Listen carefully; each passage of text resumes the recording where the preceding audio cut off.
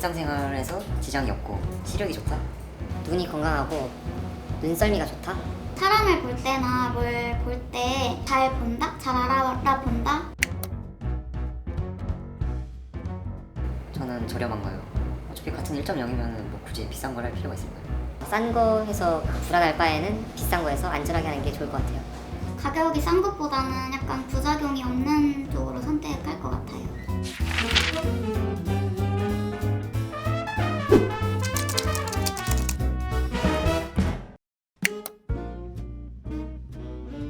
라식 라섹이 있고 또 스마일이 요새는 많이 하잖아요. 스마일이 시력이 뭐 라식 라섹에 비해서 더 막 높게 나온다거나 그런 거는 사실은 아니고, 그런 것보다는 안구 건조증이 훨씬 더 적다라는 거, 또 한 번 수술하면 시력이 웬만하면 잘 안 떨어진다는 거, 수술하고 나서 눈 막 비벼도 상관없다라는 거, 이런 게 장점이에요. 정시를 목표로 수술을 해요. 근데 사람 눈이 다 조금씩 다르기 때문에 마치 물건을 만들듯이 정확하게 똑같이 만들 수는 없거든요. 정시를 목표로 하는데 거기서 약간의 편차가, 개인차가 좀 있을 수 있고, 개인적으로는 우리가 목표했던 시력에 가장 잘 맞아 떨어지는 게 스마일 수술이 가장 잘 맞아 떨어진다고 봅니다. 좋은 시력 더하기 편안한 시력. 수술을 했는데 시력이 1.5가 나왔어요. 그러면 만족도가 좋을 것 같은데, 눈이 쉽게 피곤하면 하나도 만족스럽지 못합니다. 이제 라식 수술을 하면 어떤 경우는 각막의 감각이 떨어져요. 그런 분들은 별로 이렇게 눈이 피곤하진 않지만 시력이 떨어져요, 자꾸만. 그래서 보이는 게 뿌옇게 보이거나 이런 게 일시적이지만 그런 것 때문에 불편할 수 있고, 어떤 분들은 라식 수술한 이후에 신경이 굉장히 예민해져요. 그러면 눈이 쉽게 피곤한데, 그런 분들은 또 눈을 많이 못 쓰니까 의외로 각막은 아무 문제 없거든요. 근데 본인이 괜히 피곤한 거예요, 눈이. 그런 것도 다 수술 이후에 신경의 어떤 변화로 생길 수가 있습니다.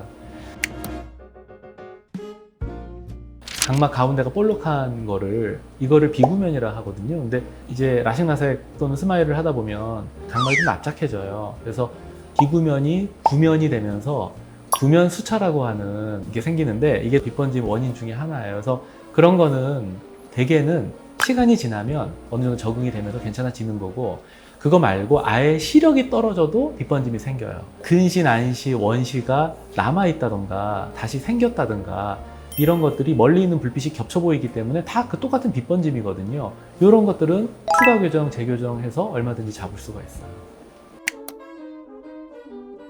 난시가 이제 그 여러 가지 종류가 있는데, 각막이 조금 비대칭이라든가 이런 것도 다 난시 종류 중에 하나거든요. 그런 게 있으면 컨디션이 안 좋은 상황에서 시력 편차가 좀 있다든가 또는 밤에 빗번짐의 원인이 되기도 합니다. 그래서 어떤 날은 잘 보이고 어떤 날은 좀 더 덜 보이고, 이게 난시가 원인인 경우가 많습니다. 각막 혼탁은 대개는 근시, 난시, 퇴행을 동반을 해요. 그래서 혼탁만 있는 경우가 아니라 대개는 시력이 같이 떨어져요. 그게 아니더라도 각막 혼탁이 각막을 되게 불규칙하게 만들어서 불규칙 난시가 또 생겨서 그것 때문에 시력이 떨어지고 그래요. 그거는 당연하죠. 그러니까 예전에 비하면 많이 발전을 했어요. 예를 들어 엑시머 레이저 같은 경우도 점점 더 정교하게 변했고요. 우리가 왜 정교한 장비로 조각을 해야지 세밀한 조각을 할 수 있는 것처럼 레이저가 훨씬 더 정교해졌습니다. 그게 있고, 예전에는 라식 절편 만들 때 그냥 칼로 썰었어요. 수술하는 의사도 긴장하면서 했거든요. 근데 지금은 레이저로 하기 때문에 절편 부작용도 사실은 별로 신경 안 써도 되고, 또 각막 퀄리티도 훨씬 더 좋아졌고요. 요새 스마일이라고 하는 수술 나오면서 라식 라섹에 불편했던 거를 또 없이 장점을 모아서 하는 수술이거든요. 그래서 과학이라고 하는 거는 항상 발전의 어떤 과정이 있잖아요. 특정한 분야가 이제 한참 막 발전해서 가는 그런 사이클이 있는 것 같아요. 근데 지금 보면 이제 시력 교정 수술은 어느 정도 좀 성숙한 정도로 많이 발전을 했구나, 이런 걸 느낍니다.